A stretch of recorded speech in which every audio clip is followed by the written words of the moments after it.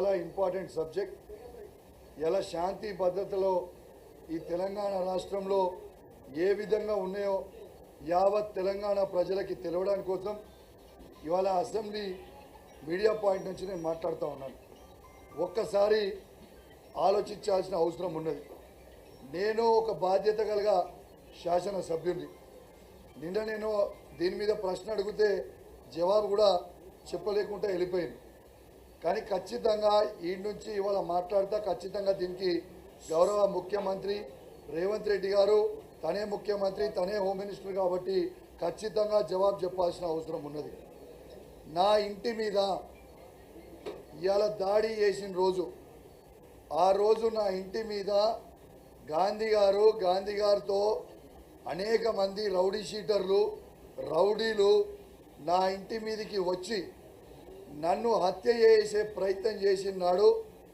ఆ రోజు స్వయంగా రౌడీ షీటర్లకి, రౌడీలకి స్వయంగా సైబరాబాద్ ఉన్న డీసీపీ గారు, మాదాపూర్ ఉన్న ఏసీపీ గారు, గచ్చిబౌలి ఉన్న సిఐ గారు పైలట్ ఎస్కాట్ పెట్టి నా ఇంటి మీదకి రౌడీ షీటర్లని, రౌడీలని తీసుకొచ్చి నన్ను హత్య చేయించే ప్రయత్నం చేసిండ్రు. వాళ్ళ మీద ఇవాళ దాకా దాదాపు ఆ ఇన్సిడెంట్ అయి దాదాపు 7 నెలలు అవుతా ఉంది. ఇవాళ దాకా ఒక్కరి మీద కూడా యాక్షన్ తీసుకోకపోవడం చాలా చాలా బాధాకరం అని చెప్పి తెలియజేస్తూ ఉన్నాను. ఇలా చట్టసభలలో కూర్చుంటున్నా, చట్టం చేసే శాసనసభ్యునిగా నాకే భద్రత లేకపోతే సామాన్య ప్రజల పరిస్థితి ఏంది అని చెప్పి నేను అడిగితే దాని మీద సమాధానం లేదు. ఖచ్చితంగా రేవంత్ రెడ్డి గారిని నేను డిమాండ్ చేస్తూ ఉన్నాను. సైబరాబాద్ డీసీపీ గారిని, మాదాపూర్ ఏసీపీ గారిని, గచ్చిబౌలి సిఐ గారిని ఖచ్చితంగా మీరు సస్పెండ్ చేయాలి అని నేను విజ్ఞప్తి చేస్తూ ఉన్నాను. ఎందుకు ఇంత ఖచ్చితంగా చెప్తా ఉన్నానంటే స్వయంగా పోలీసులే దగ్గరకుండి ఇలా ఒక శాసనసభ్యుడినే మర్డర్ చేయించడానికి వాళ్ళకి పైలట్ ఎస్కాట్ తీసుకొచ్చి మా ఇంటి మీద వదిలిపెట్టినప్పుడు ఈ రాష్ట్రంలో ఒక శాసనసభ్యునికే ఇలా సెక్యూరిటీ లేకపోతే ఇవాళ సామాన్య ప్రజల పరిస్థితి ఏంది అని చెప్పి నేను అడుగుతా ఉన్నాను. ఇలా దీంతో పాటు ఒక్కసారి ఆలోచన చేయండి.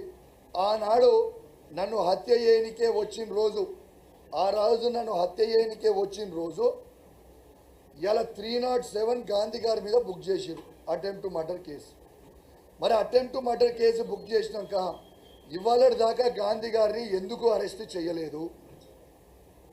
ప్రపంచం మొత్తము మీ మీడియాలో లైవ్గా చూసిరు, ఏ విధంగా నన్ను హత్య చేయనికే వచ్చిండో మీరు స్వయంగా చూసిండ్రు. ఇవాళ నేను ఉండేది కొండాపూర్లో, కొల్లా లగ్జూరియా గేటెడ్ కమ్యూనిటీలో ఉంటా. నాతో పాటు ఆ కమ్యూనిటీలో ఇంకో 69 విల్లాలు ఉంటాయి. ఆ ఇళ్లలో కూడా కమ్యూనిటీలో ఆ ఇళ్లలో చిన్నపిల్లలు ఉంటారు, మహిళలు ఉంటారు, పెద్ద మనుషులు ఉంటారు.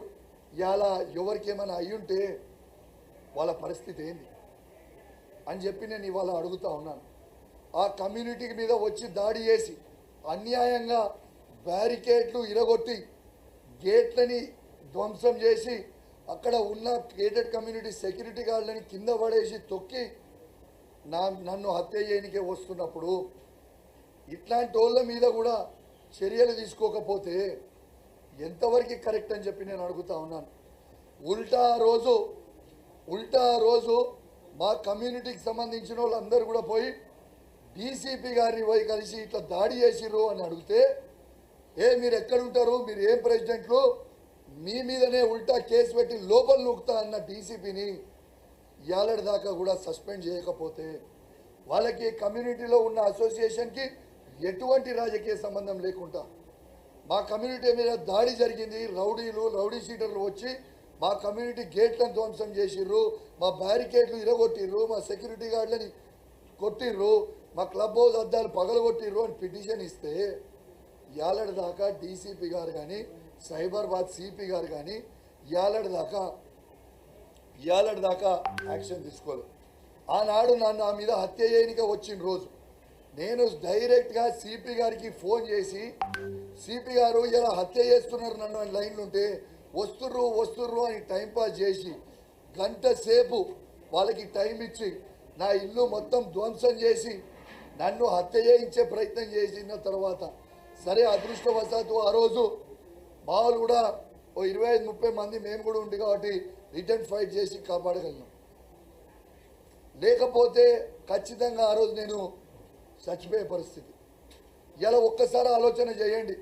ఆ రోజు మా ఇంట్లో మా మామగారికి బైపాస్ సర్జరీ అయి వారం రోజులే అవుతుంది. ఆయన పడుకున్న రూమ్లో అద్దాలు పగలగొట్టి రూమ్ లోపలికి ఎంటర్ అయ్యి ఇష్టం ఉన్నట్టు తందాన చేసిండ్రు. కానీ ఆ రోజు మా మామగారు తట్టుకోలేక మళ్ళా మేము హాస్పిటల్లో అడ్మిట్ చేయాల్సిన పరిస్థితి వచ్చింది. ఇలా స్వయంగా ఒక శాసనసభ్యునికే రక్షణ లేకపోతే మళ్ళీ చెప్తున్నా సామాన్య ప్రజలకి ఏమి రక్షణ ఉంది అని చెప్పి నేను అడుగుతా ఉన్నాను. అసలు లా అండ్ ఆర్డర్ ఈ రాష్ట్రంలో ఉందా లేదా అని నేను అడుగుతా ఉన్నాను. దీంతో పాటు నెక్స్ట్ డే ఇంకోసారి బాధ్యత కలిగ శాసనసభ్యునిగా నేను బంజారాయిల్స్ ఏసీపీ గారి దగ్గరికి అపాయింట్మెంట్ తీసుకొని ఇలా ఏసీపీ గారి దగ్గరికి నేను పోయి పిటిషన్ ఇవ్వకపోతే ఏసీపీ గారు బంజారాయిల్స్ ఏసీపీ గారు ఆ రోజు లేరు. లేకుంటే నన్ను పోయి బంజారాయిల్స్ సిఐ గారిని కలవమని చెప్తే ఆ సిఐ గారిని కలవనికపోతే లేచి ఆ రోజు సిఐ గారు ఉరుకుతూ ఉన్నారు. మీరు ఎందుకు ఉరుకుతున్నారు? చట్టం ప్రకారం ఒక శాసనసభ్యుడు ఏ గవర్నమెంట్ ఆఫీస్కి వచ్చినా it is the duty of the officer to receive MLA listen to his grievance తర్వాత ఆయనకు సెండ్ ఆఫ్ ఇవ్వాల్సిన బాధ్యత ఇది చట్టం చెప్తుంది. ఏం చెప్పుడు కాదు. నేను కేసు పెట్టడానికి పోతే ఉల్టా నా ఫోన్ ట్యాపింగ్ అవుతుంది. ఇవాళ సీఎం రేవంత్ రెడ్డి గారు మరియు ఇంటెలిజెన్స్ ఐజీ శివధర్ రెడ్డి గారు నా ఫోన్ ట్యాపింగ్ చేస్తున్నారని నేను పిటిషన్ ఇవ్వడానికి పోతే దాని మీద ఉల్టా నా మీద కేసు పెట్టి నెక్స్ట్ డే నా ఇంటికి వచ్చి నా ఇంటి డోర్లు పగలగొట్టి నా బెడ్రూమ్ దగ్గరకు వచ్చి నన్ను అరెస్ట్ చేసి తీసుకుపోయి ఉల్టా గచ్చిబౌలి పోలీస్ స్టేషన్లో మళ్ళీ నా మీదనే కేసు పెడతారు. ఈ దొంగ కేసులు ఎందుకు పెడుతుర్రు అని నేను అడుగుతా ఉన్నాను. ఇలా నేను భారతదేశానికి క్రికెట్లో ఆడుతూ జాతీయ జెండా మోసిన వ్యక్తిని. నేను ఏ రౌడీ షీటర్ని కాదు. నా మీద ఎటువంటి క్రిమినల్ హిస్టరీ లేదు. మరియు ఆ విధంగా నన్ను అరెస్ట్ చేయడము ఎంతవరకు కరెక్ట్ అని నేను అడుగుతా ఉన్నా. నాకు నోటీస్ ఇచ్చిన తర్వాత నేను పోలీస్ స్టేషన్ రాకపోతే మీరు నన్ను అరెస్ట్ చేయండి. అసలు నోటీస్ ఇవ్వకుండా ఏది ఇవ్వకుండా తీసుకొచ్చి డోర్లు పగలగొట్టడం ఏంది, తీసుకురావడం ఏంది, తీసుకుపోవడం ఏంది, ఈ విధంగా నేను అడుగుతా ఉన్నా. ఈ రాష్ట్రంలో ఎట్లా ఉన్నదంటే నువ్వు దొంగ నేనంటే తప్పైపోతుంది. కరీంనగర్ రెవ్యూ మీటింగ్లో కేసీఆర్ గారి పుణ్యాన బీఆర్ఎస్ బీఫామ్ మీద గెలిచిన జగిత్యాల ఎమ్మెల్యే సంజయ్కి బీఆర్ఎస్ పార్టీ కార్యకర్తల కష్టంతో గెలిచిన జగిత్యాల ఎమ్మెల్యే సంజయ్ గారిని రెవ్యూ మీటింగ్లో ఆనాడు తను లేచి కేసీఆర్ గారిని తిట్టే ప్రయత్నం చేస్తూ ఉంటే నువ్వు ఏ పార్టీవి, నువ్వు కేసీఆర్ గారు ఇచ్చిన బీఫామ్ మీద గెలిచి కేసీఆర్ గారిని తిట్టడం అన్యాయమో అని నేను అడిగితే మీకు ఇవాళ మీడియాకి మళ్ళీ నేను వీడియో పంపుతా. ఆ రోజు నా మీద ఫస్ట్ చెయ్యి లేపింది సంజయ్ గారే నన్ను నూకిండ్రు. నా మీద 9 మంది కాంగ్రెస్ పార్టీ శాసనసభ్యులు 8 మంది నా మీద ఆ రోజు దాడి చేసిండ్రు. 3 మంత్రులు సాక్షిగా పోలీసు వాళ్ళు గొర్ర గుంజుకపోయిర్రు. నేను అడిగిన తప్పేంది?